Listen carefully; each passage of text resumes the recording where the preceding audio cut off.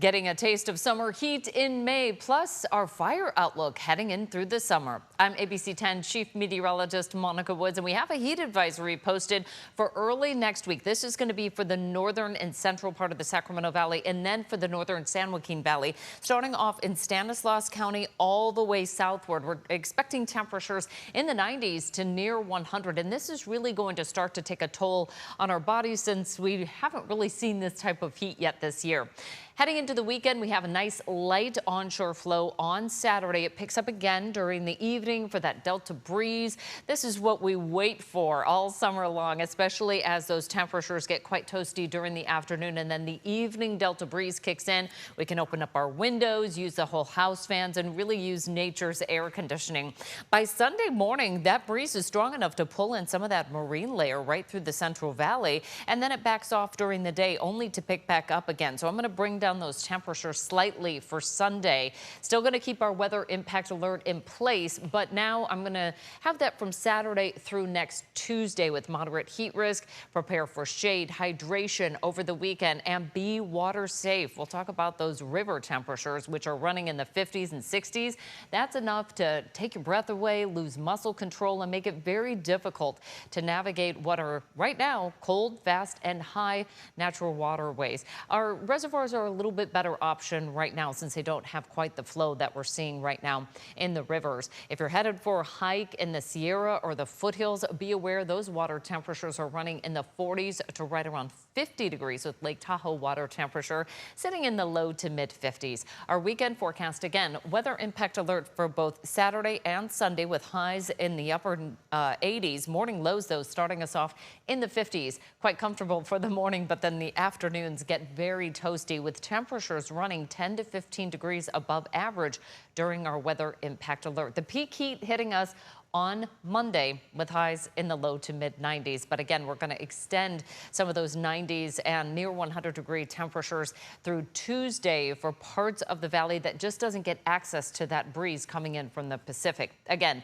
heat is going to build over the weekend, leading to that peak heat statewide for Monday. Temperatures about 10 to, in some places, over 20 degrees above average, especially for the southern part of the state. And it's been a while. For Sacramento, the last time that we hit 90 degrees was last October, the last 95-plus degree day. We have to go all the way back to last September. So it's been a while since we've had to deal with this type of heat. The warmest that we've been this year hit us in March. It's been over a month since we've seen 85-plus degree temperatures. We hit those 88-plus degree temperatures 18th, 20th, and 29th in March. And then the warmest that we were in April was on the 5th and the 30th at 85 degrees. So even then, that's still well above average. It's just that, you know, once we cross that threshold of 90 degrees, we all start feeling it. And that's where we are going to be at on Monday with our heat risk forecast. This is going to affect many people who are sensitive to the heat, especially those of us that don't have access to proper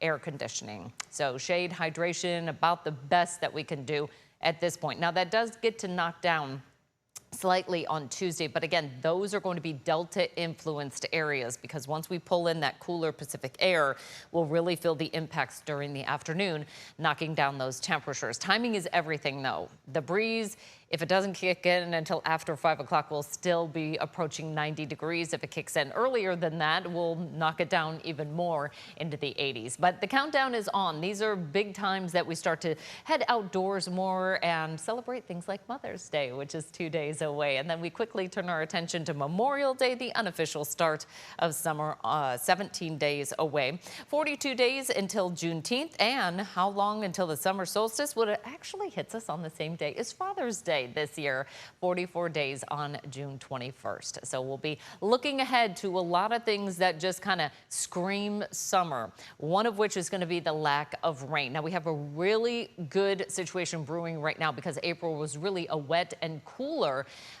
month for us. We had some of the top 10 wettest for Butte, Nevada, and Amador counties. So you can see a lot of that shaded in green, particularly for Northern California.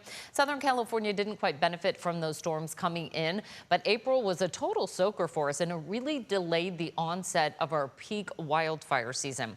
Statewide precipitation actually got a big boost in April. We were heading into the end of March with nearly the driest on record for March and what could have been the beginning of the drying season. But March came in, really delivered quite a punch, especially for Northern California, and it brought up some of these averages here for our water year, which began last October, and it will run all the way through this September 30th.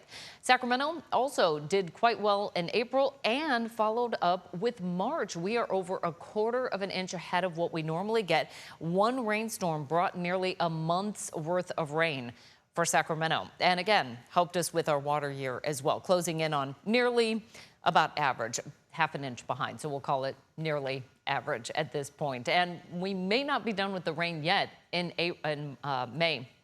Our drought monitor, we saw some good improvements, especially for Southern California, where some areas are over 6 inches ahead of what we normally see in the water year. So that eroded nicely. We are starting to see some dryness peek in here, especially throughout the Sierra Spine.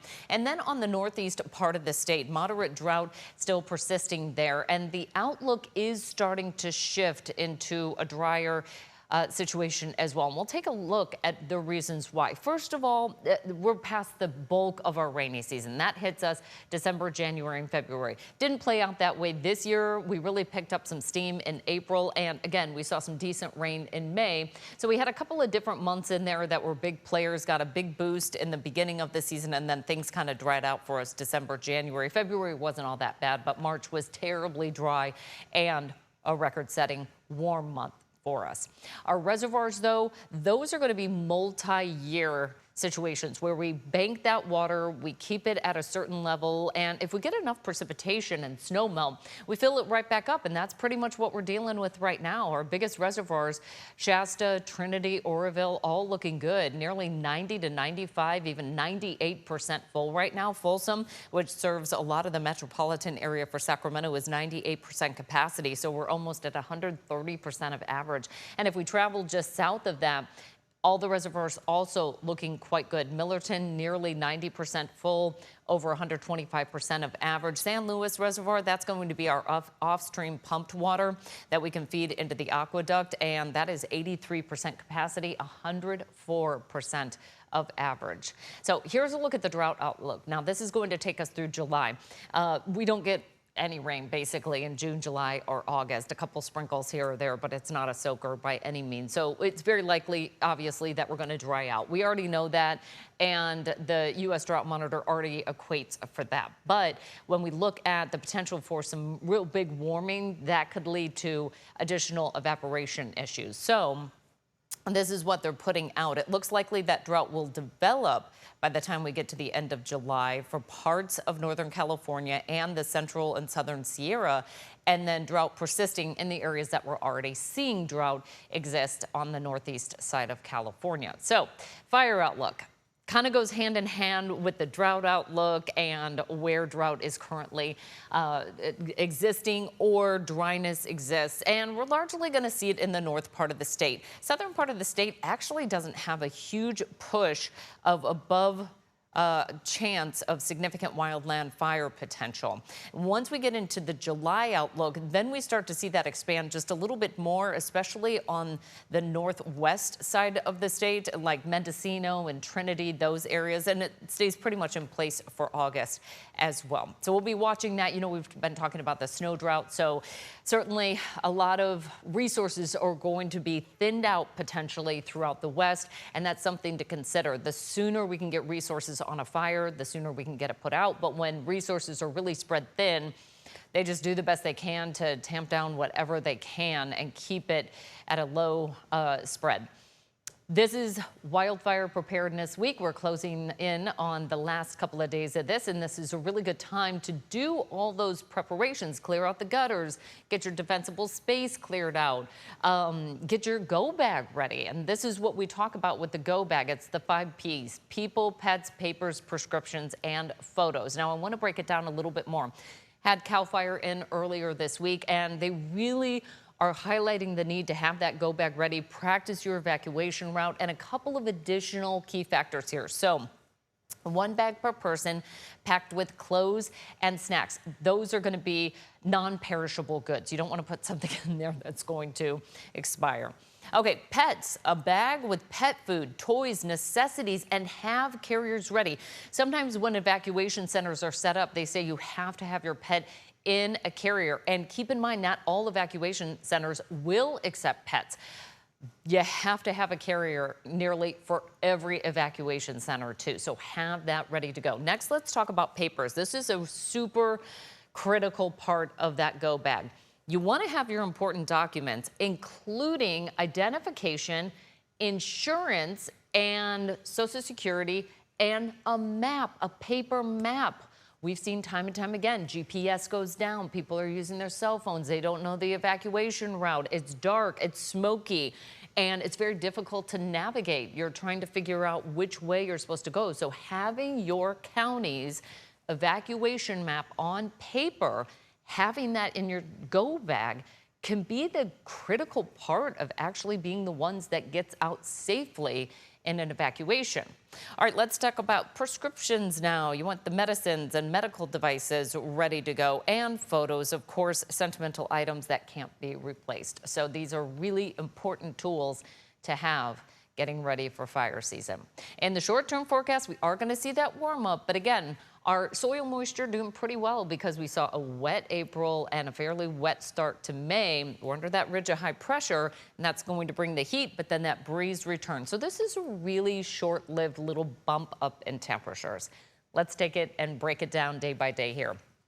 For our Saturday, we'll see highs in the 60s and 70s for the Sierra, 70s and 80s throughout the foothills. Along the coast is going to be beautiful. Highs in the 60s. We've got morning low clouds, some of that clearing during the afternoon, and we get a little bit of that filtering through the Delta, especially by the time we get into inland areas throughout the valley. Highs are going to be approaching the upper 80s to right around 90 degrees to kick us off for this Mother's Day weekend. The Sierra seeing highs near 70 through at least next Tuesday, and then for the foothills, we're looking at highs in the 80s, kind of brushing right up against 90 for Monday. And for the coast, we'll warm things up to near 70 by Monday. That's our peak heat, and then things start to quiet down and cool down slightly as we head towards the end of next week. But weather impact alert in place through Tuesday. Expect those highs in the upper 80s to right around 90.